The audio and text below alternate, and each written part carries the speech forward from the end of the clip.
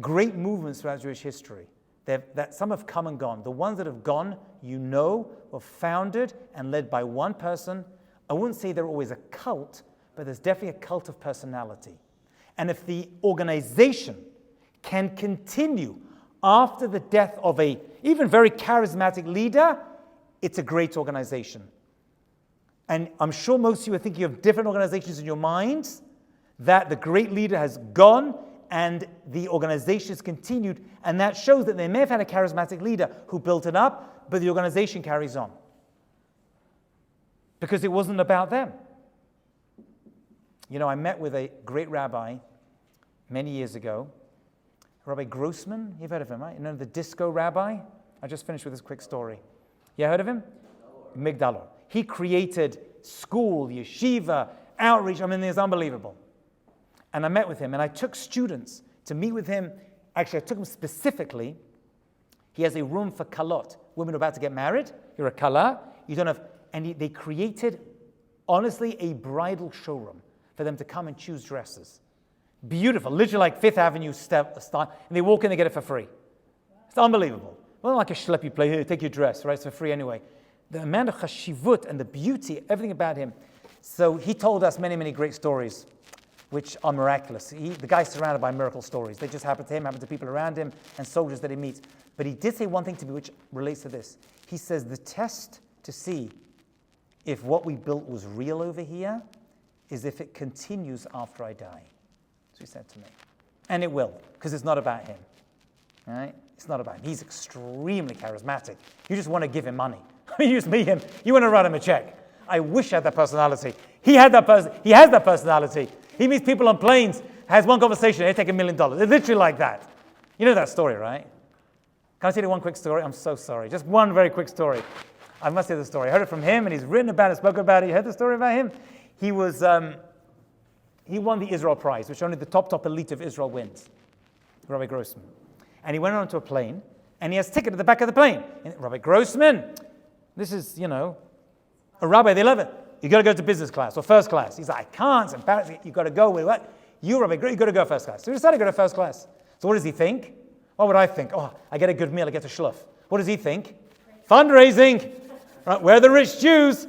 First class halal. So he goes to the first class, and he sees a couple sitting there, and they look rich. Big fat guy with his wife. That's how we described him. And he says, you know what? I got to do it. He starts schmoozing and kibitzing, And he says, listen to me, I don't know, maybe I have an orphanage, I have a yeshiva. Do you mind if I show you a little video about my organization? It's a long flight. What is it? Israel, 11 hours. Like, okay. This is back from Israel, by the way. Back from Israel to New York. This is fine. You heard the story before?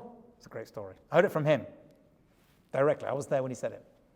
So he had his little mini, DVD player, takes it out, puts the DVD in, you see it, and it's fantastic. I've seen the video. It's children, they're praying, there's crying, and this one's an orphan, right? Orphans. You can't not make money when you've got videos of orphans. It's just the way it is, He shows the video, and he leaves them there to watch the video, and then he gives them little earbuds to listen to it on, and he goes back at the end of it, and he's thank you for watching, and he's trying to as he takes it away, he says he hits a button, and the seat goes back.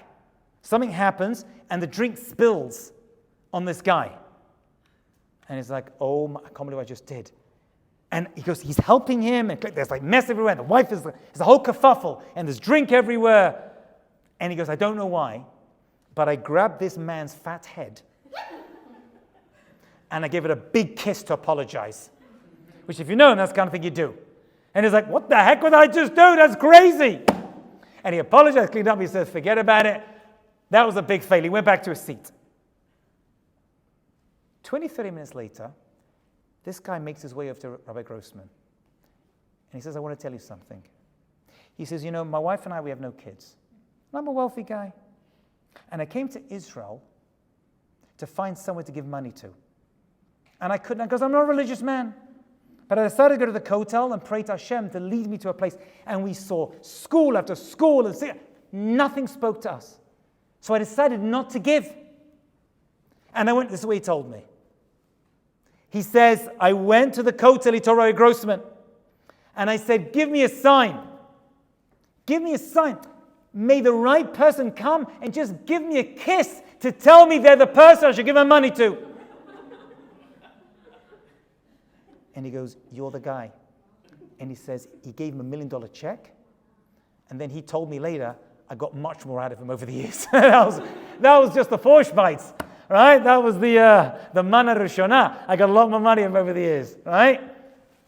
The key to success for any organization, for any person, Rabbi Kiva tells us, and for, I'm sure, Chabad that's happening in Miami has lost their great leader, is it's going to carry on without them. That's the key. And that's the key to the Jewish people. We go through great, great challenges and difficulties, but the truth to our success is, even when we lose great people, we don't stop. It's not over. Moshe Rabbeinu dies, Joshua takes over, we go into Israel. Right? King David dies, King Solomon takes over. There's always someone to fill the void. You got to pick the right person. But there's always room for greatness to take over. It's never the end. There's always rebirth. There's always renewal, and there's always a future for the Jewish people, ad biat HaMashiach. We'll stop over there. Thank you, everyone, for that. Dinner is served, and Rabbi Bragmore will be speaking right after this.